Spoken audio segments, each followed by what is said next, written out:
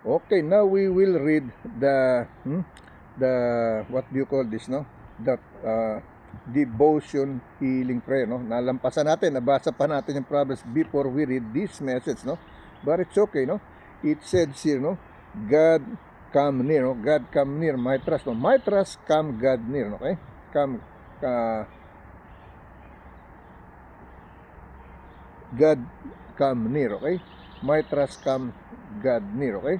Here is the message on Psalm chapter 25 verse 1 to 3. Napalayo na tayo, no? Imagine, no? Nalampasan natin, okay? Ang title, My Trust, no? Sa Devotion Healing Prayer, no? Sa God Promises, no? God come near, okay? Here is the message on Devotion Healing Prayer. In you, Lord my God, I put my trust. I trust in you. Do not let me put to shame, nor let my enemies trump over me. No one who hopes in you will ever be put to shame, but shame will come on those who are treacherous, no, without cause, okay? Psalm chapter 25 verse 1 to 5 ang binasa natin dyan, okay? Dito tayo sa yung message niya, no? If you tend to trust in yourself, at some point you've wrestled with self-doubt and uncertainty, no? There is a lot of pressure involved in deciding the best things to do, okay? When you change from trusting in yourself to trusting in the Lord, the doubt is gone, okay? Of course, you're not sure what will happen in your future, but no one is, no? Wala na alam kahit sino. What you can rest in the fact that the Lord has your best interest at heart, okay?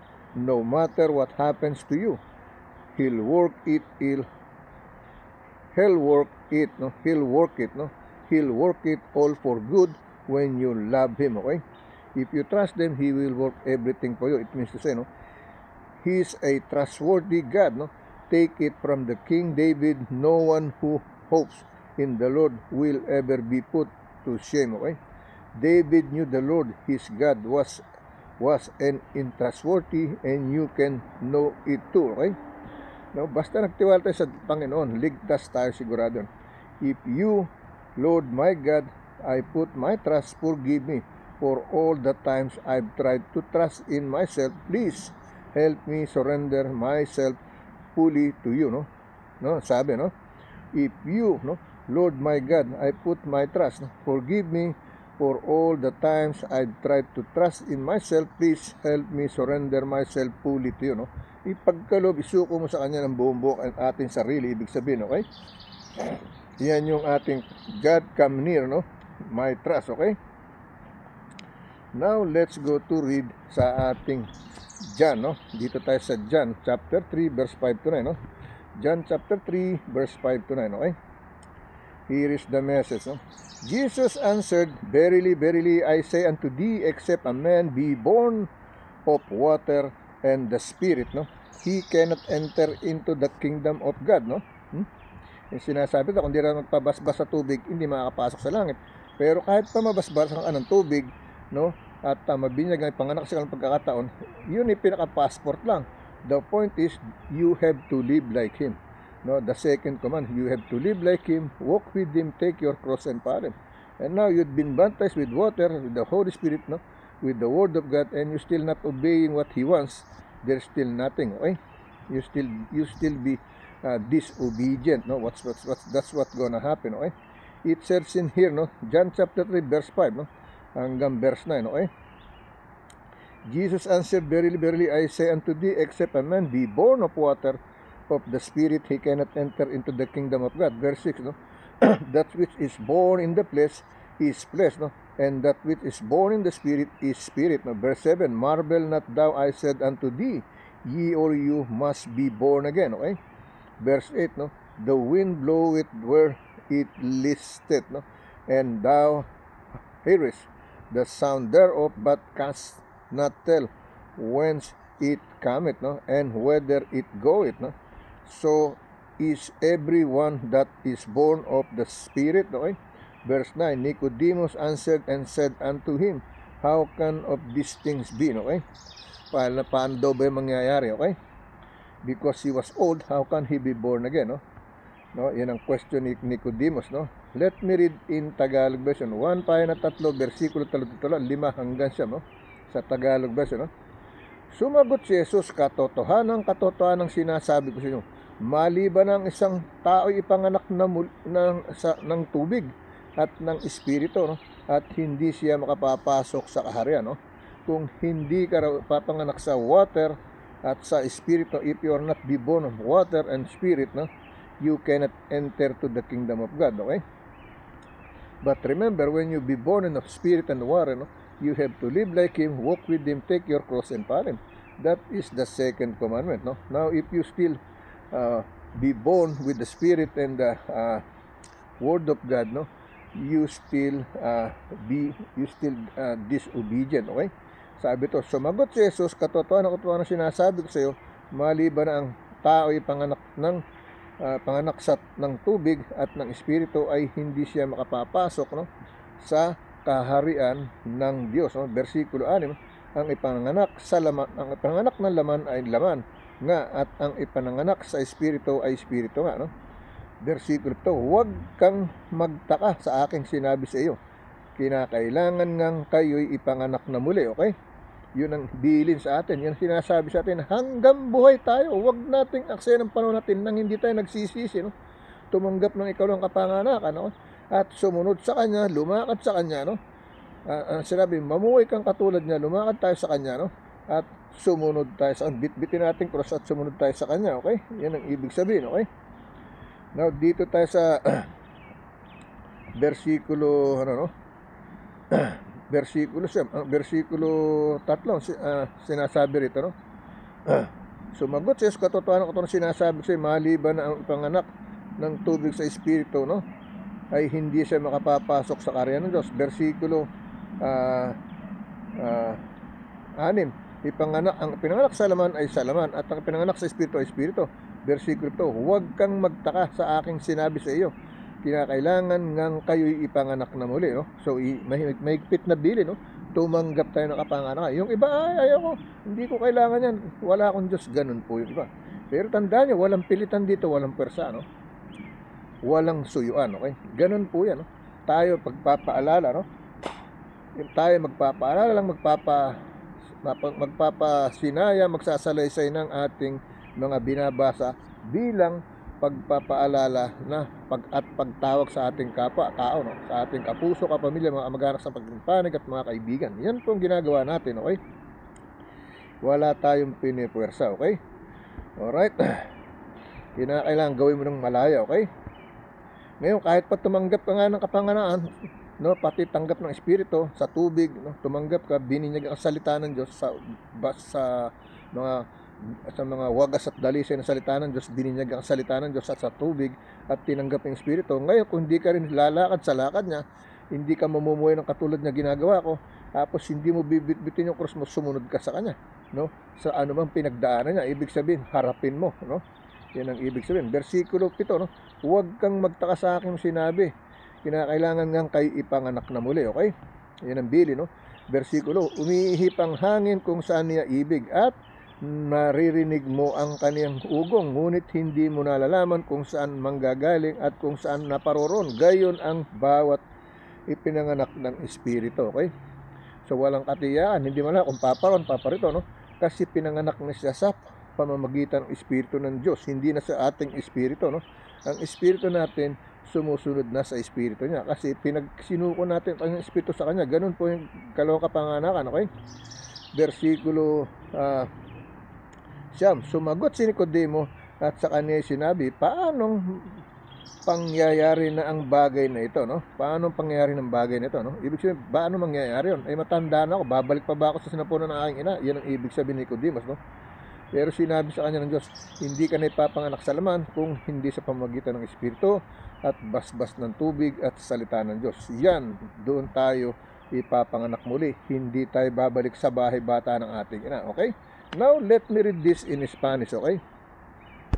Okay, continues tayo, no, sa ating 1 pa na 3 bersikulo, no? 5 hanggang 5, no? Sa Tagalog version, no? 1 Pahina 3, versikulo 5 hanggang 9. Okay, sa Spanish, 1 Kapitulo 3, versikulo 5 hanggang 9. Respondió Jesús, di cierto, te digo que el que no naciere de agua y del Espíritu no puede entrar en el reino de Dios. Okay? Versículo 6, lo que es nacido de la carne, carne es, y lo que es nacido del Espíritu, Espíritu es, ¿no? Versículo 7, no te maraveles, ¿no? No te maraveles de que ti dije o es necesario nacer de nuevo. Okay?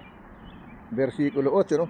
El viento sopla de donde que y oyes su sonido, mas ni sabes de dónde viene ni de dónde va. Así es todo aquel que es nacido el Espíritu, ¿no? Versículo 9, ¿no? Respondió Nicodemo y le dijo, ¿cómo puede hacerse esto? ¿Okay? Versículo 10, respondió Jesús y le dijo, eres tu maestro de Israel y no sabes esto. Okay? Yan ang sinasabi. Okay? Now, let's go to the other scripture chapter and verse, no? Punta tayo sa ating scripture chapter and verse, no? Dito tayo sa John chapter 4, verse 19 to 23, no? John chapter 4, verse 19 to 23, okay? Here is the message, no? The woman said unto him, Sir, perceive that thou art a prophet. No? Verse 20, our fathers worship in this mountain, and ye or you say, no, that in Jerusalem is the place where me ought to worship. Okay? Verse 21, Jesus said unto her, Woman, believe me, the hour cometh when ye or you shall neither is the mountain nor yet at Jerusalem worship the Father. Okay? Verse 22, ye or you worship, ye or you know that what? No? We know what we worship for salvation of the Jews. No? Verse 23, no? Verse 23, but the hour cometh and now is when the truth worship shall worship the Father in spirit and in truth, for the Father taketh such to worship Him. Okay? Yan ang sinasabi, no? Let me read in Tagalog version, okay? Tagalog version, okay? Saglit lang, no? Okay, Tagalog version tayo, no? 1 Pahina 4, versikulo 11, no? 1 Pahina 4, versikulo 11 hanggang 23, no? Sinabi sa kanya ng babae, Ginoo, napaghahalata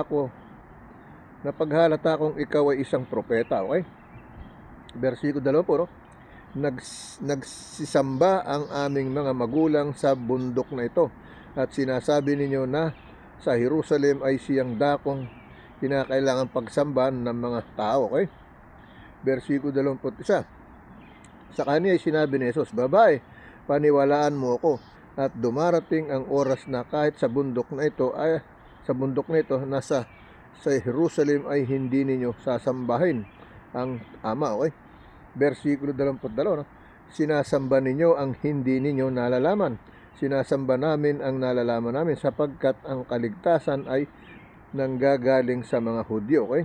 Versikulo 23, dapat dumarating ang oras at ngayon ngang na sasambahin ng mga tunay na mananamba ang Ama sa Espiritu at katotohanan, sapagkat hinahanap ng Ama ang mga gayon na maging mananamba sa Kanya. Okay? Yung mga nagtitiwala sa Kanya, ibig sabihin. Okay? Now, let me read this in Spanish. Okay? Okay, let me continue to read in Spanish. No? John Kapitulo 4, versikulo 19 hanggang 23. No? Le dijo la mujer, Señor, mi parece que tú eres profeta. ¿No? Versículo 20, nuestros padres adoraron en este monte y vosotros dices que en Jerusalén es el lugar donde se debe adorar. ¿No? Versículo 21, Jesús le dijo, mujer, créeme que la hora viene cuando ni en este monte ni en Jerusalén adoraréis el Padre. ¿No? Versículo 22, ¿no? Vosotros adoráis lo que no sabíais, nosotros adoramos lo que sabemos, porque la salvación viene de los judíos, ¿no? Versículo 23, ¿no?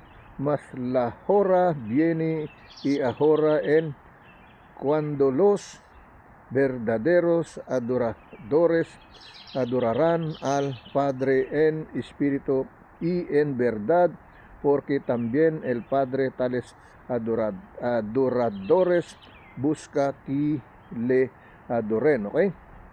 Yan ang sinasabi sa Spanish, okay? Now, let's go to the other scripture chapter and verse, no? Alright, dito tayo sa John ulit tayo. John chapter 31, verse 15 to 19 naman, no?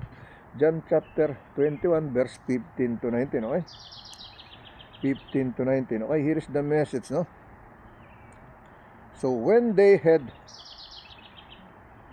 denied Jesus, no? So, when they had denied Jesus, said to Simon Peter, no? Simon, no?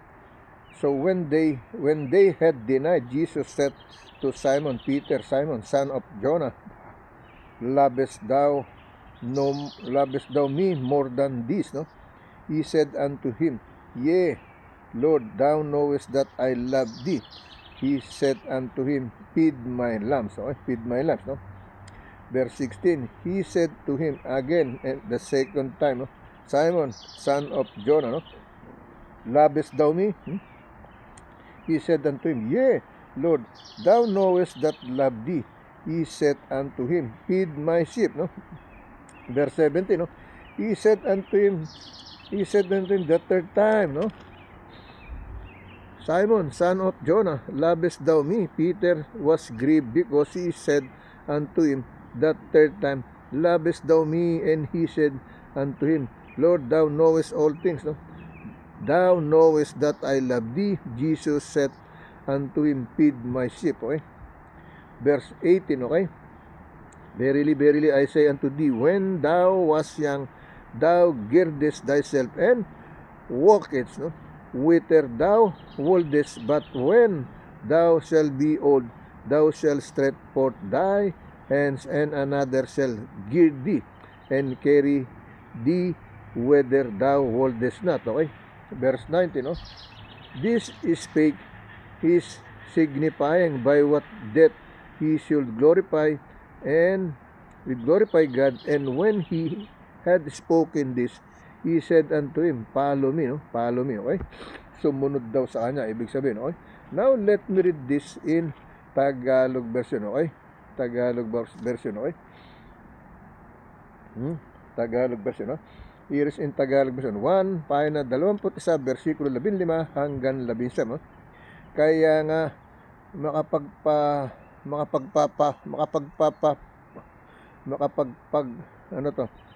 makapagpawing gutom, no? Kaya nang makapagpawing gutom sila ay sinabi ni Jesus kay Simon, Pedro, Simon, anak ni Juan, no?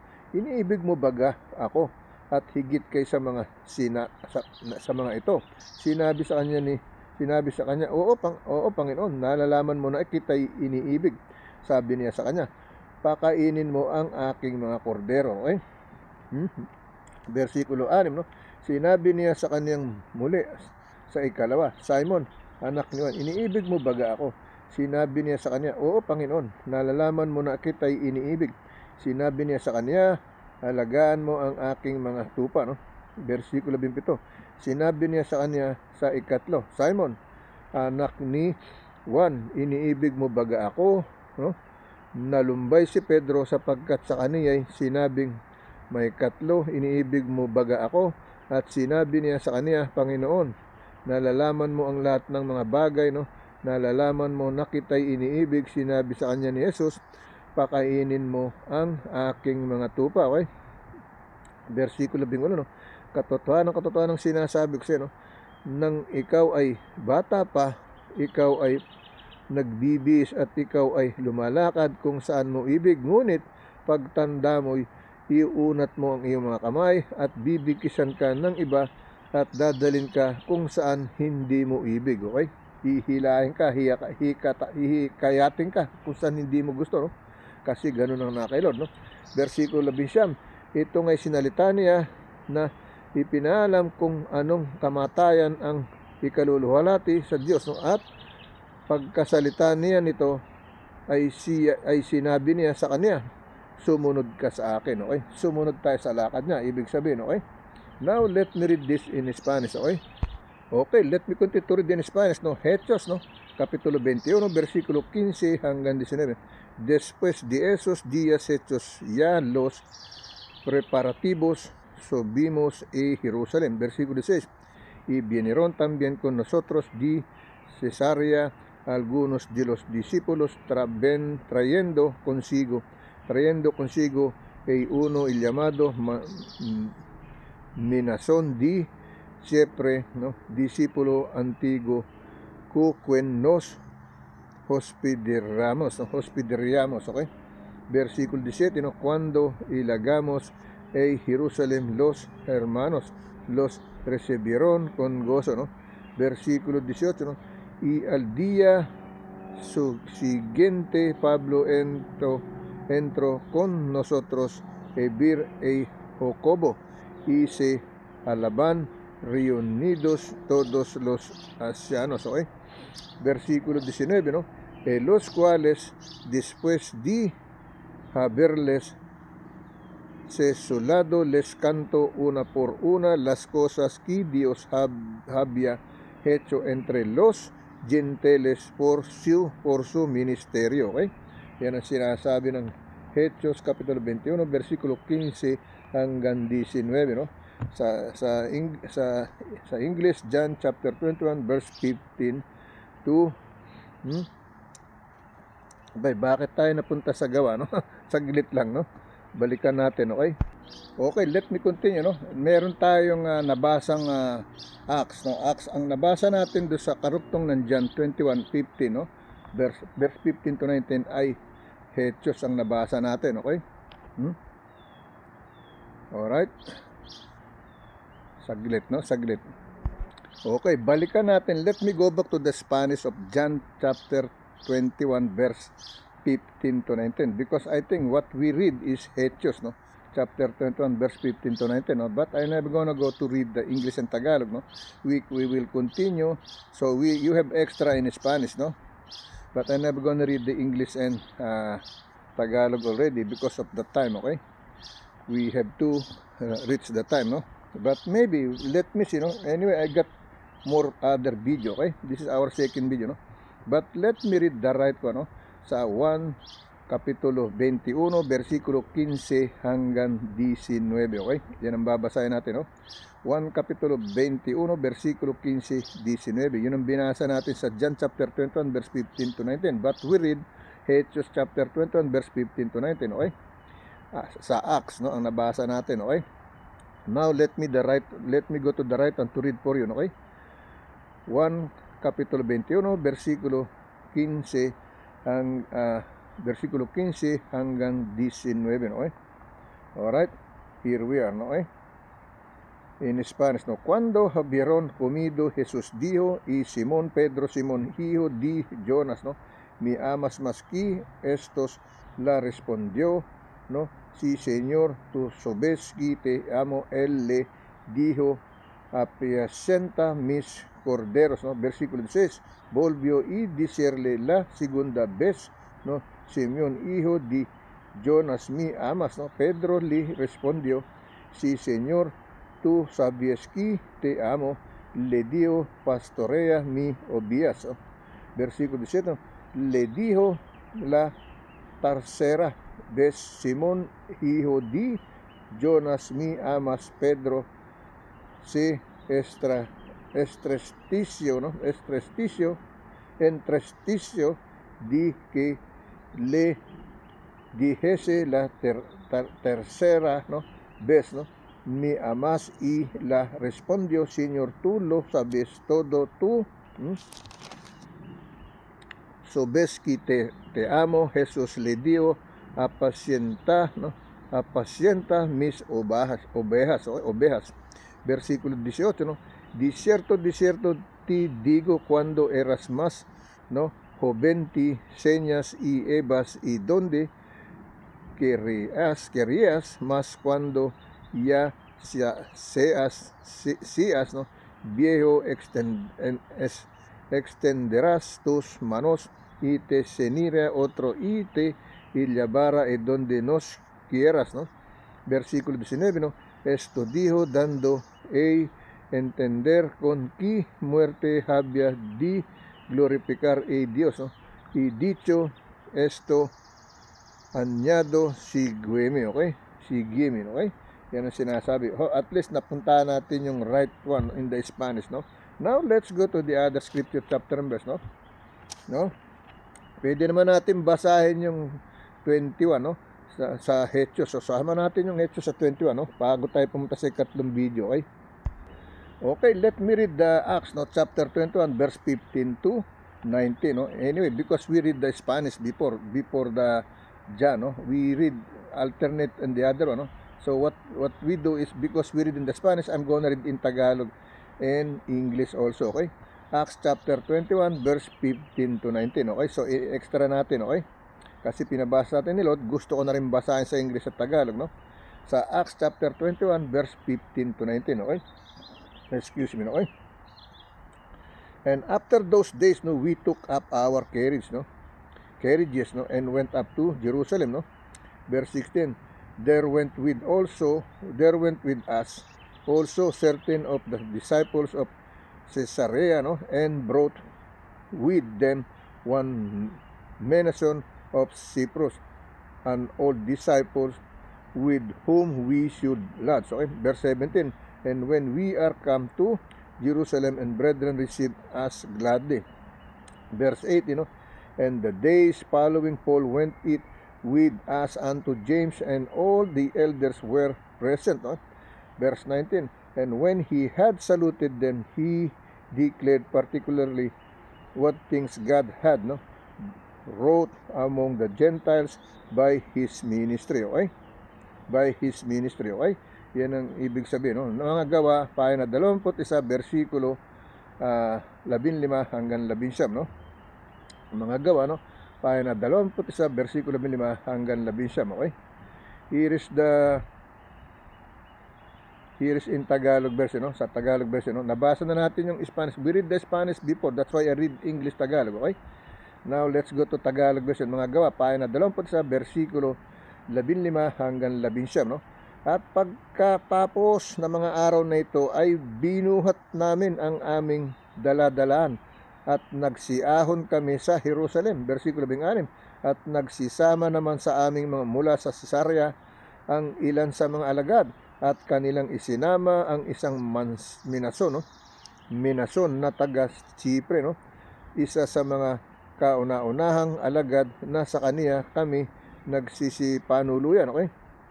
Versikulo 17, at nang magsidating kami sa Jerusalem ay tinanggap kami ng mga kapatid na may kagalaan. Versikulo 18, at nang sumunod sa araw na pumaron si Pablo, nakasama kami kay Santiago at ang lahat ng mga matanda at nangaroon. Okay, versikulo 20, at nang sila'y mga bati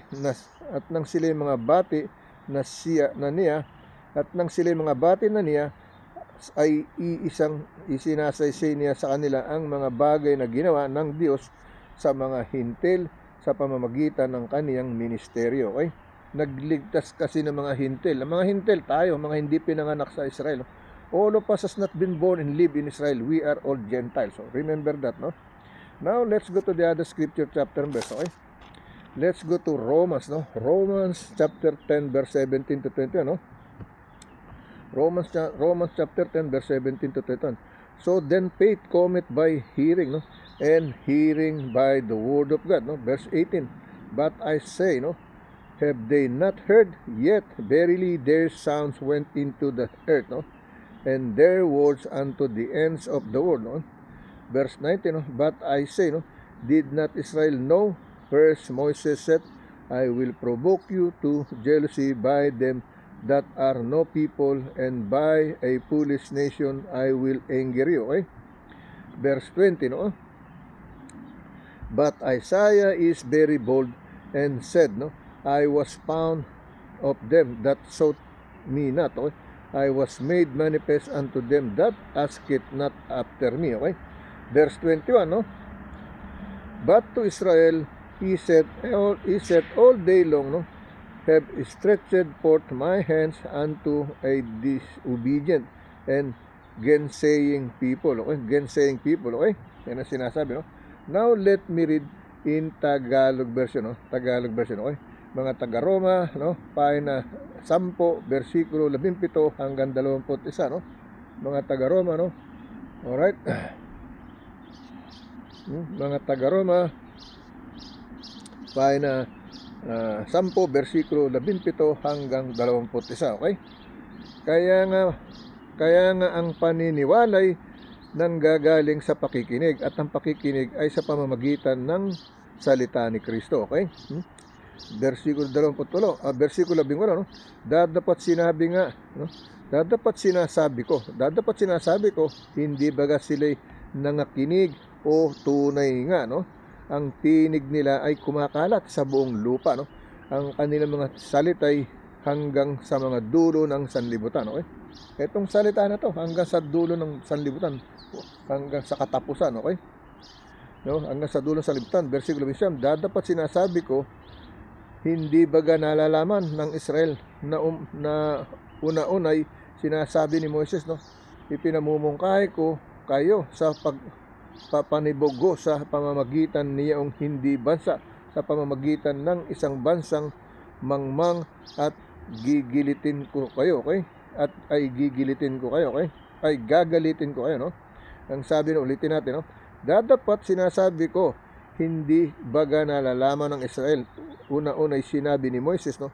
Ipinamumungkahi ko kayo sa paninibugo sa pamamagitan niyong hindi bansa, sa pamamagitan ng isang bansang mangmang, ay gagalitin ko kayo. Versikulo 20, at si Isaias ay buong tapang na nagsasabi, ako'y masusumpungan nilang mga hindi nagsisihanap sa akin. Okay?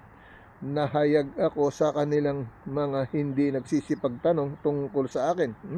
Versikulo 21, dadapat tungkol sa Israel ay sinasabi ninyo sa buong araw, ay iniunat ko ang aking mga kamay sa isang bayang suwail at matutol. Okay? Inunat niya, pinaggalitan niya, pinalo niya yung mga hindi sumusunod sa kanya, no? Yung mga nagsisisuway sa kanya. Okay? Naggagawa ng kung ano mga kamalian. Okay? Now, let me read this in Spanish. Okay? Okay, let me continue to read in Spanish, no, before we go to our third video, no? Romanos capítulo 10, versículo 17 hanggang 21. Romanos capítulo 10, versículo 17 hanggang 21. Así que la fe es por el oír y el oír por la palabra de Dios, no? Versículo 18, pero digo, no han oído antes bien, no? Por toda la tierra ha salido la luz de ellos, ¿okay? Y hasta los penes de la tierra sus palabras, ¿no? Versículo 19, también digo, no ha conocido esto Israel pernamente.